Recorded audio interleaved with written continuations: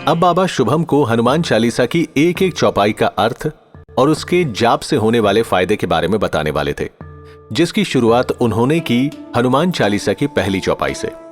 तुलसीदास जी ने हनुमान चालीसा की पहली कुछ चौपाइयों में हनुमान जी के रूप और गुणों का वर्णन किया है, यानी वो कैसे दिखते हैं, कैसी वेशभूषा और श्रृंगार धारण करते हैं, उनके साथ कौन से अस्त्र शस्त्र हैं, उनका परिचय क्या है, परिवार क्या है, उनमें कौन कौन से गुण हैं।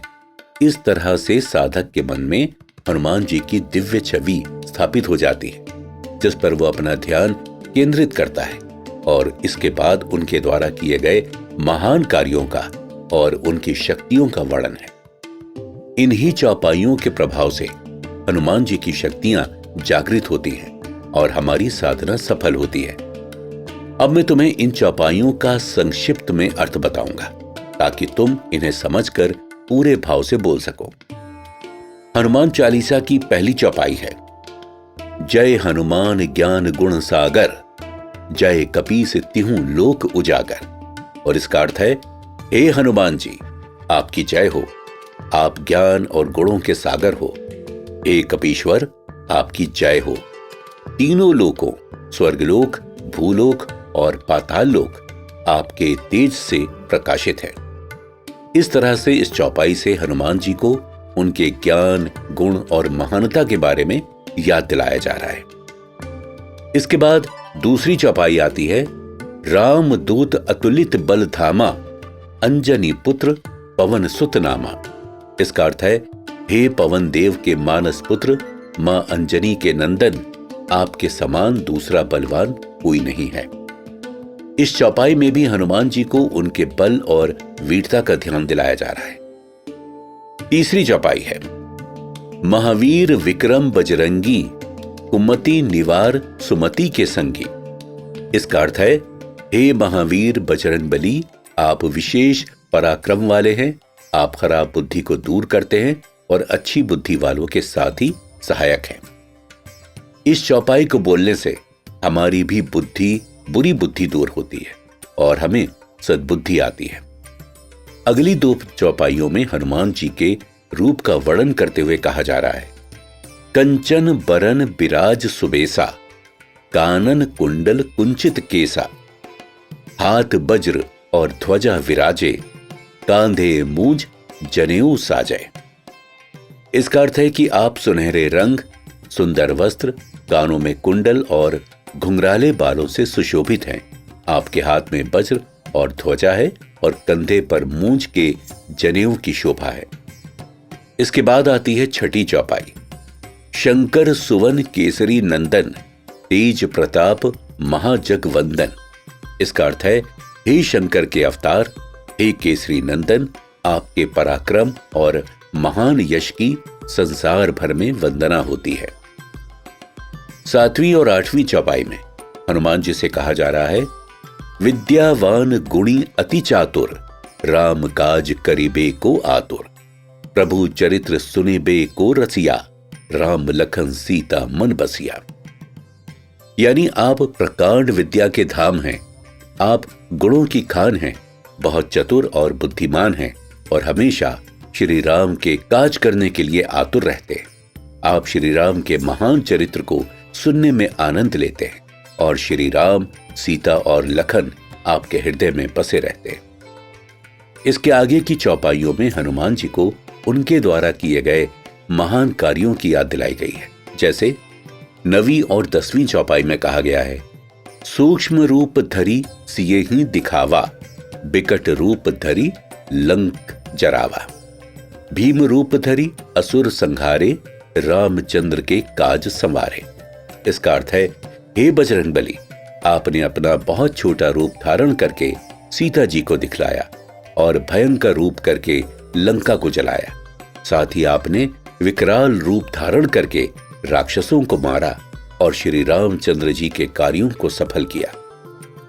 11वीं और 12वीं चौपाई इस तरह है, लाए सजीवन लखन जी आये, श्री रघुवीर हर्षि उर लाये, रघुपति कीन्ही बहुत बड़ाई, तुम मम प्रिय भरत सम भाई। इसका अर्थ है, हे हनुमान जी, आपने रावण के युद्ध के समय संजीवनी बूटी ला करके लक्ष्मण जी के प्राणों की रक्षा की, जिससे श्री रघुवीर ने खुश होकर आपको हृदय से लगा लिया। उन्होंने आपकी बहुत प्रशंसा की और कहा कि तुम मेरे भरत जैसे प्यारे भाई हो। 13वीं और 14वीं चौपाई है। सहस बदन तुम्हारो जस गावें, अस कही श्रीपति कंठ लगावें। सनकादिक ब्रह्मादि मुनीसा, नारद सारद सहित अहिसा। इनका अर्थ है, श्री राम जी ने आपको ये कहकर हृदय से लगा लिया कि तुम्हारा यश 1000 मुख से भी नहीं कहा जा सकता। श्री सनक, श्री सनातन, श्री सनंदन, श्री सनत कुमार आदि मुनि ब्रह्मा आदि देवता, नारद जी, सरस्वती जी, शेषनाग जी सब आपका गुणगान करते हैं, फिर भी आपके गुणों का बखान नहीं किया जा सकता। 15वीं चौपाई है। जब कुबेर दिगपाल जहां ते, कभी कोबिद कही सके कहां ते। यानी आपके सभी कार्य इतने महान हैं कि यमराज, कुबेर और बाकी सब दिशाओं के रक्षक, कवि, विद्वान, पंडित या कोई भी आपके यश का पूरी तरह वर्णन नहीं कर सकते। 16वीं और 17वीं चौपाइयां हैं। तुम उपकार सुग्रीव ही कीन्हा, राम मिलाए राजपद दीन्हा। तुम्हारो मंत्र विभीषण माना, लंकेश्वर भय सब जग जाना।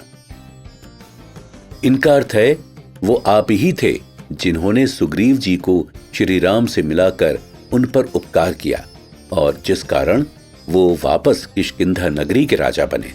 इसके अलावा आपके उपदेश का पालन करने से विभीषण जी भी लंका के राजा बने। ये बात पूरा संसार जानता है। इन चौपाइयों को पढ़ने से भक्तों के भी रुके हुए काम बनते हैं, बिगड़े हुए काम संवरते हैं, क्योंकि हनुमान जी में ही वो शक्ति है जो हमारे असंभव से असंभव काम को भी सिद्ध कर सकते हैं। अगली 2 चौपाइयों में हनुमान जी को उनके 2 बड़े कामों की याद दिलाई गई है। ये 2 चौपाइयां हैं। जुग सहस्त्र जो जन पर भानु, लीलियो ताही मधुर फल जानो। प्रभु मुद्रिका मेली मुख माही, जलधि लांघी गए अचरज नाही।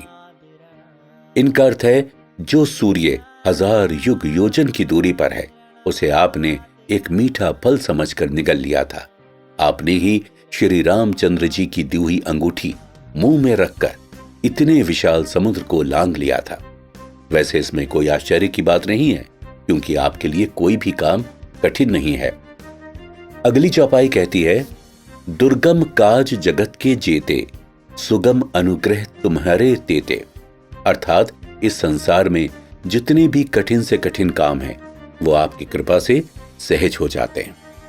इस चौपाई के प्रभाव से हमारे जीवन की मुश्किलें भी आसान होती हैं। अगली 2 चौपाई हैं। राम द्वारे तुम रखवारे, होत न आज्ञा बिनु पैसा रे। सब सुख लहे तुम्हारी सरना, तुम रक्षक काहू को डरना।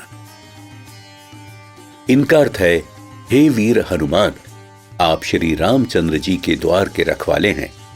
आपकी आज्ञा के बिना किसी को प्रवेश नहीं मिलता। आपकी कृपा ना हो तो श्री राम कृपा मिलना भी मुश्किल है। जो भी आपकी शरण में आते हैं, उन्हें संसार के सारे सुख मिलते हैं, वो आनंद से रहते हैं, और जिनके आप रक्षक होते हैं, उन्हें फिर किसी भी तरह का डर नहीं रहता। वो हमेशा के लिए निर्भय हो जाते हैं। इन चौपाइयों को पढ़ने से हमारे अंदर बैठे हुए सभी तरह के डरों का नाश होता है और हमें संसार के सारे सुख, सफलता, समृद्धि और शांति मिलती है।